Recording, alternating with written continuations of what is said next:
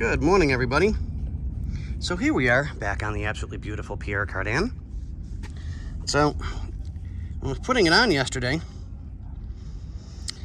I noticed that there's a crack. So when I gently tried to take care of it, it's old plastic. So I got some plastic weld and I'm making the spot back again, which is not a big deal. It happens even to the best of us.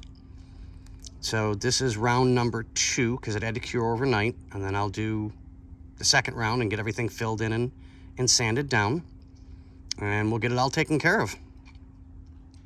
So when Bobby's done with his customer, we're going to go ahead and put the power booster for the brakes in.